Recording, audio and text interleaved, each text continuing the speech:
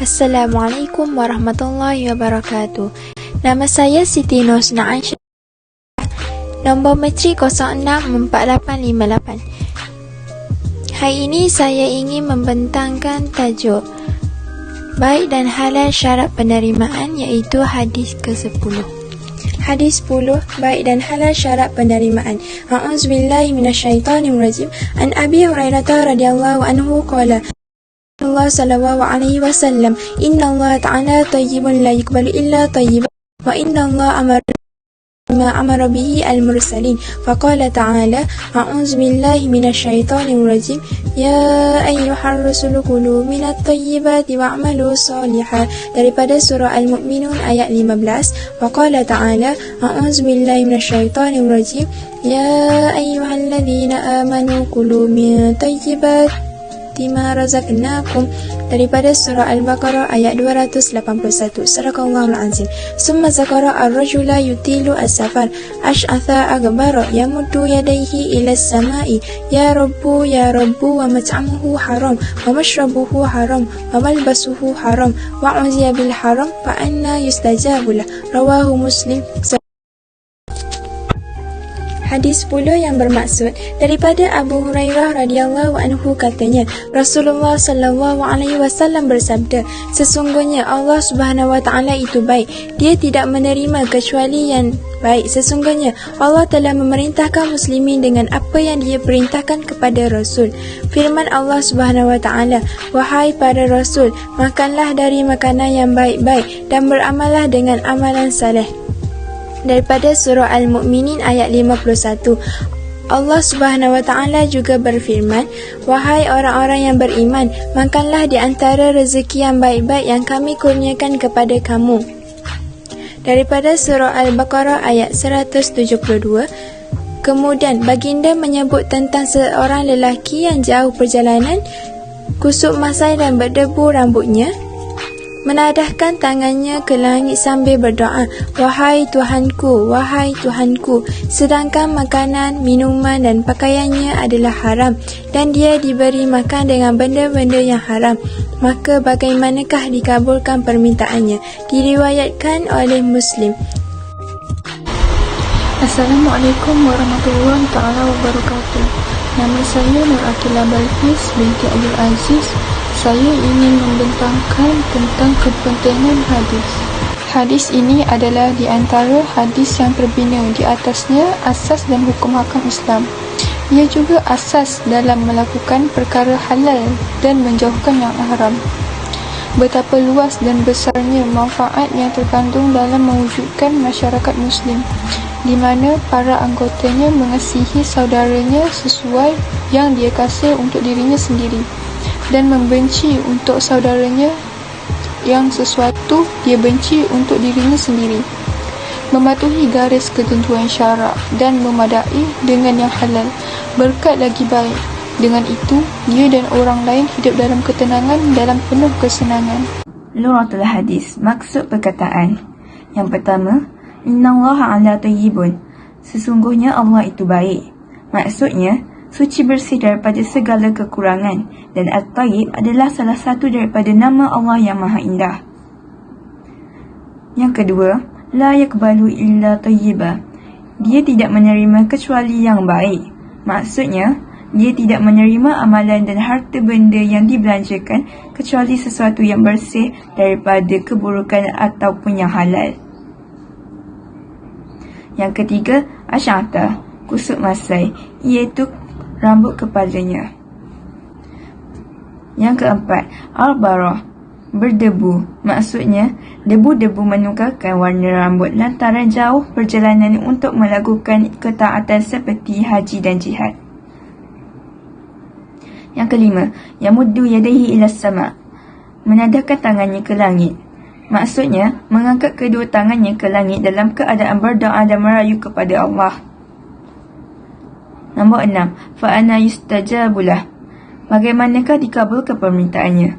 Maksudnya, bagaimana dan dari pintu manakah doanya akan diterima bagi sesiapa yang memiliki sifat ini. kandungan hadis. Yang pertama, yang baik dan diterima. Sabda Nabi SAW, Innallaha ta'ala tayyibun la yakbalu illa tayyibah. Maksudnya sesungguhnya Allah itu baik, Dia tidak menerima kecuali yang baik, merangkumi amalan, harta benda, perkataan dan juga keyakinan, iaitu i'tiqad. Oleh itu Allah Subhanahu Wa Taala tidak menerima suatu amalan kecuali yang baik dan suci daripada perkara-perkara yang merosakkannya seperti riak dan ujub. Dia juga tidak menerima kecuali harta benda yang baik dan halal. Nabi SAW telah menggalakkan supaya bersedekah dengan harta pencarian yang halal lagi baik. Baginda bersabda, La yakbalu illa tayyibah. Allah tidak menerima kecuali yang baik. Maknanya, Allah Subhanahu Wa Taala tidak menerima amalan-amalan sedekah kecuali yang baik dan halal. Tutur bicara tidak diterima oleh Allah Subhanahu Wa Taala kecuali yang baik. Allah Subhanahu Wa Taala telah membahagikan tutur bicara kepada baik dan buruk. Tidak berjaya di sisi Allah Subhanahu Wa Taala kecuali orang-orang mukmin yang baik.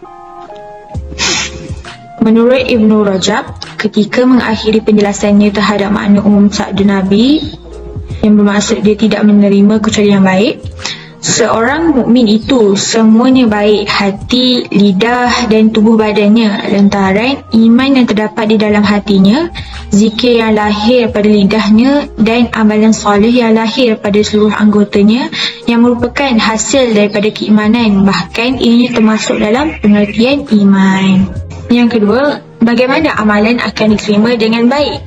Di antara faktor terbesar yang menjadikan amalan seseorang mukmin itu baik dan diterima ialah makanan yang baik dan halal. Dalam hadis ini terdapat dalil yang mengatakan bahawa amalan tidak diterima kecuali dengan memakan makanan yang halal, kerana makanan yang haram akan merosakkan dan mendegah penerimaan amalan tersebut. Ini bermakna para rasul dan umat mereka diperintahkan supaya memakan makanan yang baik serta halal dan diperintahkan supaya melakukan amalan soleh. Sekiranya makanan yang dimakan adalah halal, maka amalan akan menjadi soleh. Apabila makanan tidak halal, maka bagaimanakah amalan akan diterima? Yang ketiga ialah ternafi penerimaan. Kadang-kadang uslub menafi penerimaan suatu amal dalam sesetengah hadis memberi makna menafikan kesahihan. Misalnya hadis La yaqbalullaha salata ahadikum idza ahdatha hatta yatawadda'a, yang bermaksud Allah Subhanahu Wa Taala tidak menerima sembahyang seseorang dari kamu apabila berhadas sehinggalah dia berwudu. Maksud menerima sembahyang di sini ialah terlaksananya tujuan yang hendak dicapai dari sembahyang adalah bergantung kepada bersuci, iaitu wudu. Dan yang dikehendaki di sini ialah gugurnya tuntutan fardu daripada seseorang. Kadang-kadang uslub menafikan penerimaan yang terdapat dalam banyak hadis memberi makna menafikan ganjaran dan pahala.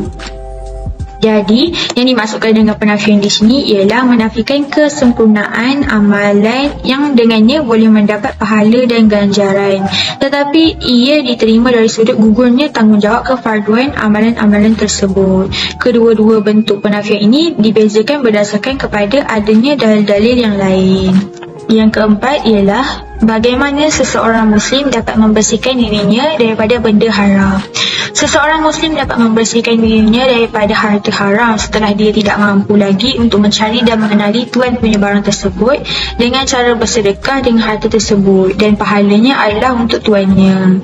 Daripada Imam Syafi'i rahimahullah pada perkara yang bersangkutan dengan harta benda yang haram ini ialah bahawa ia hendaklah disimpan dan tidak disedekahkan sehinggalah datang yang berhak terhadap harta tersebut. Sementara Fudail bin Iyad pula berpendapat bahawa sesiapa yang memiliki harta benda haram dan dia tidak mengetahui siapakah tuannya, hendaklah dia membinasakan dan melemparkannya ke laut, dan dia tidak boleh bersedekah dengan harta tersebut.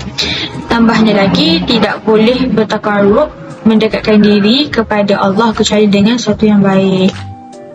Manakala Ibnu Rajab pula berkata, pendapat yang sahih ialah hendaklah bersedekah dengan harta tersebut kerana membinasakan dan membuang harta adalah dilarang, dan menyimpan barang tersebut selama-lamanya bermakna mendedahkannya kepada kebinasaan dan penguasaan orang yang zalim, iaitu orang yang tidak berhak terhadapnya. Cuma ia merupakan sedekah bagi pihak pemiliknya supaya manfaat hartanya akan kembali kepada pemiliknya di akhirat kelak, di mana dia tidak dapat memanfaatkannya sewaktu di dunia.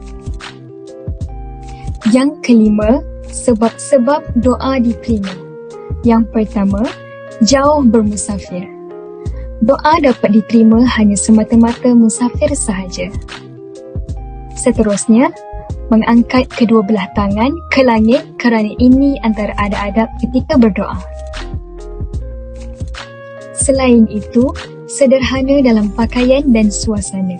Baginda telah bersabda dalam satu hadis yang bermaksud, orang yang berambut kusut dan berdebu memiliki pakaian yang sehelai sepinggang ditolak, iaitu tidak diterima sedekahnya ketika dia meminta di pintu-pintu. Sekiranya dia bersumpah dengan nama Allah, nescaya Allah akan menyempurnakan sumpahnya. Baginda telah keluar untuk menunaikan sembahyang istisqa dengan hanya memakai pakaian seharian dan dalam keadaan tawaduk dan rendah diri. Di samping itu, merayu-rayu mohon terhadap Allah, iaitu dengan sentiasa mengulangi menyebut rububiyah Allah, dan ini adalah antara perkara yang terbesar yang boleh menyebabkan doa diterima. Al-Bazar telah meriwayatkan daripada Aisyah, daripada Nabi yang bermaksud, apabila seorang hamba berkata yang ingin berdoa, wahai Tuhanku sebanyak 4 kali, Allah berfirman, aku menyahut permohonanmu, mintalah permohonanmu akan diperkenankan. Yang keenam, perkara yang menyegah doa daripada diterima. Nabi telah mengisyaratkan dalam hadis ini bahawa menggunakan perkara haram dari segi makan, minum, pakaian serta makanan asasi dapat menghalang doa daripada diterima. Sabda Nabi yang bermaksud, maka bagaimanakah akan diterima doa bagi sesiapa yang memiliki sifat ini? Tanda-tanda yang terdapat dalam hadis adalah secara ta'ajub, iaitu keheranan, dan istib'ad, kemungkinan diterima amat jauh, tetapi tidaklah pula dinyatakan dengan jelas kemustahilan penerimaan dan tertegahnya secara keseluruhannya. Yang ketujuh, doa adalah otak ibadah. Jika seorang berdoa kepada Allah, ketika dia berdoa, dia berada dalam keadaan putus harapan, melainkan kepada Allah sahaja. Itulah hakikat tauhid dan ikhlas. Tidak ada lagi ibadat yang mengatasinya. Yang ke-8, berbelanja. Hadis ini memberi galakan supaya berbelanja dengan yang halal dan melarang dari berbelanja dengan selainnya. Yang ke-9, doa yang makbul.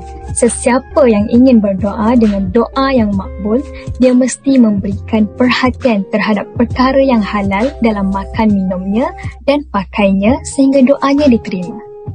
Yang terakhir, perbelanjaan yang baik. Allah menerima dari orang-orang mukmin perbelanjaan dari yang baik dan menambahnya serta memberi keberkatan untuk mereka.